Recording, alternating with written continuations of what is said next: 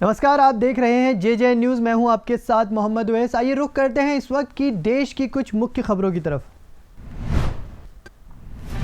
अल्मोड़ा जिले में तेजी से कोरोना संक्रमण फैल रहा है। 167 एक्टिव मरीज आज भी अस्पताल में अपना इलाज करा रहे हैं। इसके साथ ही सैकड़ों सैंपल जांच के लिए लैब में भेजे गए हैं, लेकिन पीएम केयर फंड से खरीदे गए 34 वेंटिलेटर एक साल से बेस अस्पताल के गोदाम में धूल भाग रहे हैं। विभाग ने ना तो आईसीयू वार्ड बनाया है और ना ही उसमें वेंटिलेटर लगाए गए हैं।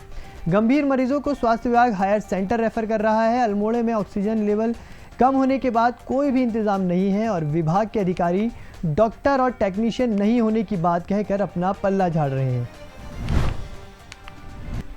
देश में कोरोना की दूसरी लहर बेकाबू हो चुकी है। देश में तीसरे दिन लगातार 2 लाख से ज़्यादा नए कोरोना केस सामने आए हैं। यही नहीं, महामारी शुरू होने से लेकर अब तक पहली बार एक दिन में सबसे ज़्यादा संक्रमितों की मौत हुई है। स्वास्थ्य मंत्रालय की ताज़ा रिपोर्ट के अनुसार पिछले 24 घंटों में 2,34,692 नए कोरोना केस सामने आए हैं। वहीं 1,341 संक्रमितों की जान चली गई है। हालांकि 1,23,354 लोग कोरोना से ठीक भी हुए हैं। इससे पहले गुरुवार को 2,17,353 नए केस सामने आए थे।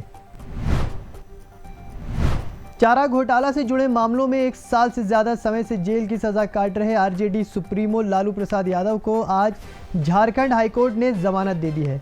गबन के मामले को लेकर इससे पहले भी लालू की जमानत पर कई बार सुनवाई हो चुकी है। चारा घोटाले के इस मामले में दुमका कोषागार से 3.13 करोड़ रुपए की अवैध निकासी के केस में हाईकोर्ट ने लालू यादव को जमानत दी है। आरजेडी प्रमुख के वकील देवर्षि मंडल के मुताबिक कोरोना संक्रमण की खबरों के बीच लालू के जमानत मांगने की वर्चुअल सुनवाई हुई थी।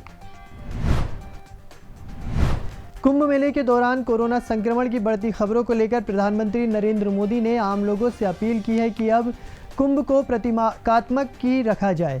पीएम मोदी ने हरिद्वार में बड़ी संख्या में श्रद्धालुओं के कोरोना संक्रमण की खबरों के बाद लोगों से इस संकट काल में सहयोग की अपील की है। पीएम मोदी की अपील के बाद महामंडलेश्वर स्वामी अवधेशानंद ने मीडिया के साथ बातचीत के दौरान कहा कि कुंभ अभी समाप्त नहीं हुआ है, अलबत्ता बुजुर्ग और बच्चे शाही स्नान में ना आए। संत समाज बैरागियों के साथ है, उनके स्नान होने चाहिए। उन्होंने कहा कि कुंभ समाप्त नहीं होगा। हम आग्रह करते हैं कि श्रद्धालु कम संख्या में कुंभ में आए। 26 जनवरी को दिल्ली के लाल किले पर हुई हिंसा और उपद्रव के आरोपी दीप संधू को जमानत मिल गई है। दिल्ली की 30 हज़ारी कोर्ट ने 30,000 रुपये के निजी मुचलके पर दीप संधू को जमानत दे दी है। हालांकि जमानत कुछ शर्तों के साथ दी गई है। इसमें पुलिस को बुलाने पर हाजिर लगाने, पासपोर्ट जमा करने, फ़ोन नंबर नहीं बदलने, सबूतों के साथ छेड़छाड़ नहीं करने की शर्त शामिल है। बता दें कि किसान आंदोलन से निकाली गई ट्रैक्टर रैली के दौरान उपद्रव करने का आरोप दीप सिंधु पर लगाया गया था। भारत में इस साल अक्टूबर-नवंबर में होने वाले T20 विश्व कप में पाकिस्तान क्रिकेट टीम के हिस्सा लेने का रास्ता साफ हो गया है। भारत सरकार पाकिस्तानी खिलाड़ियों और मीडिया को वीज़ा देने के लिए तैयार हो गई है। भारतीय क्रिकेट कंट्रोल बोर्ड BCCI ने शुक्रवार को हुई वर्चुअल मीटिंग के जरिए शीर्ष परिषद एपेक्स काउंसिल को इसकी जानकारी दी। बोर्ड के मुताबिक उन्हें सरकार से पाकिस्तानी खिलाड़ियों के वीज़ा को लेकर हरी झंडी मिल गई है। हालांकि फैंस को लेकर अभी कोई अंतिम निर्णय नहीं हुआ है। जल्द ही संबंधित मंत्रालय पर इस पर फैसला लेगा।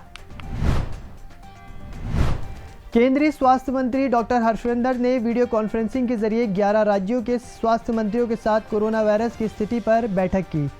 स्वास्थ्य मंत्री ने दावा किया है कि देश में वैक्सीन की कोई कमी नहीं है। उन्होंने इसके संबंधित कुछ आंकड़े भी शेयर किए हैं। स्वास्थ्य मंत्री हर्षवर्धन ने कहा कि देश में आज सुबह तक राज्यों को वैक्सीन की 14 करोड़ 15 लाख डोज सप्लाई की गई है।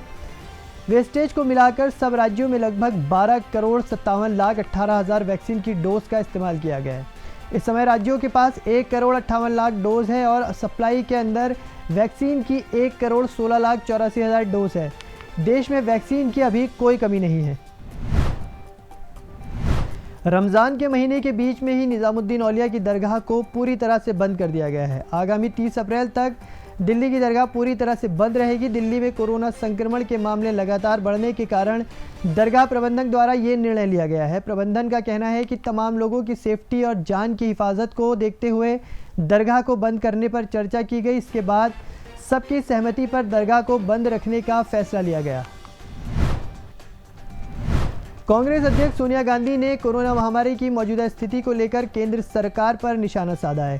साथ ही टीकाकरण के लिए आयु सीमा को घटाकर 25 साल किए जाने की मांग की है। उन्होंने अस्थमा, डायबिटीज़ और कुछ अन्य बीमारियों से पीड़ित युवाओं को प्राथमिकता के आधार पर टीका लगाए जाने का अनुरोध किया है। सोनिया गांधी ने कांग्रेस कार्यसमिति की बैठक में ये कहा कि सरकार को कोरोना से निपटने के लिए ज़रूरी चिकित्सा उपकरणों और दवाओं को जीएसटी से मुक्त रखना चाहिए।